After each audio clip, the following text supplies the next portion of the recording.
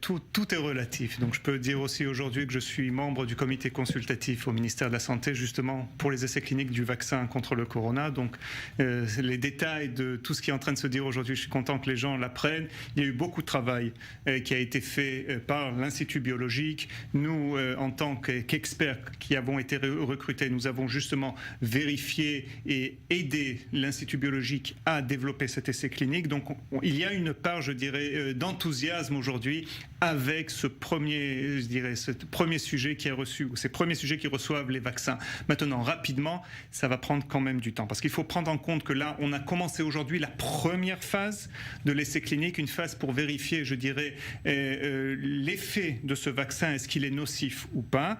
Donc, on a quand même certaines garanties, je dirais, au niveau des essais qui ont été faits avant chez les animaux, et aussi au niveau de la plateforme de ce vaccin qui a été utilisé dans une autre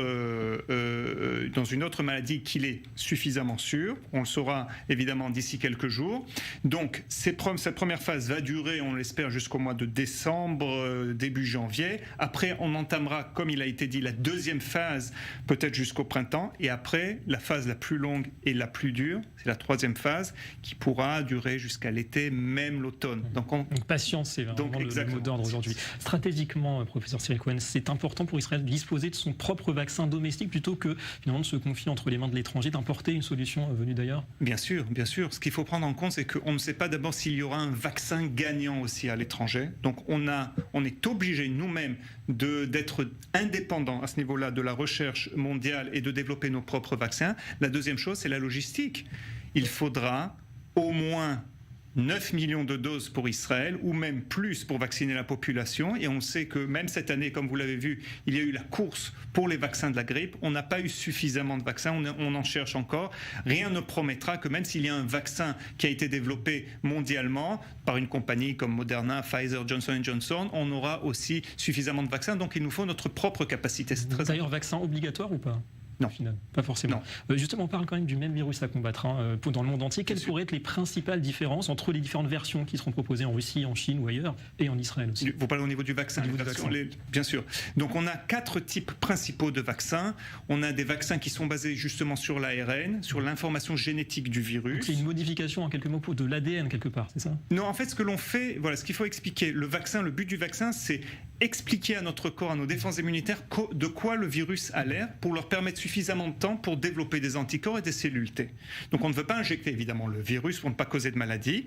Donc soit on utilise une partie de l'information génétique de ce virus et on l'injecte à notre corps, et notre corps apprend à faire ces protéines et à générer des anticorps, ou on utilise des protéines du virus sans utiliser tout le virus, ou comme on l'a fait aujourd'hui à l'Institut, avec le vaccin israélien de l'Institut BriLife, comme vous le disiez, c'est que l'on utilise un autre virus qui n'est pas dangereux. Dans ce cas-là, c'est ce qu'on appelle le VSV, et on greffe sur ce virus les pics du coronavirus, okay, ces mêmes pics qui permettent au virus de s'attacher aux cellules, et cela permet donc à notre corps de reconnaître un virus qui n'est pas le coronavirus, mais qui a des antécédents qui rappellent le coronavirus pour entraîner notre mémoire immunitaire. Pour lui barrer la route au final.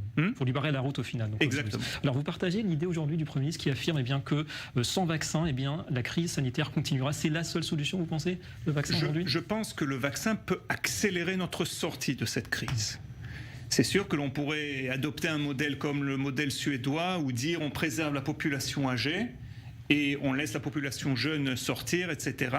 Mais une fois de plus, si on a la possibilité d'avoir un vaccin, on sait que les vaccins sont une des révolutions de la médecine moderne qui nous ont permis d'oublier certaines maladies. Donc à ce niveau-là, il faut espérer qu'un vaccin pourra accélérer notre sortie de cette crise. Et en parallèle, la recherche du remède aussi, du traitement, ça se poursuit aussi en Israël? Donc ça se poursuit. Un des traitements justement que l'on étudie, c'est ce qu'on appelle les anticorps monoclonaux, c'est-à-dire qu'au lieu de générer de manière active une réponse immunitaire grâce à l'injection d'un vaccin, on synthétise dans un laboratoire des anticorps On n'attend pas donc que la personne elle-même les fabrique, mais on les synthétise et on les injectera. C'est ce que Trump, par exemple, a reçu. C'est ce qu'on appelle le plasma aussi. Oui, mais ce serait du plasma artificiel. Parce que pour du plasma, vous avez besoin de gens qui ont été malades, ce qu'on appelle le plasma convalescent, et prendre leur plasma. Mais eux aussi, je dirais à un moment, ces anticorps disparaissent. Donc on voudrait avoir une usine qui produise des anticorps à volonté.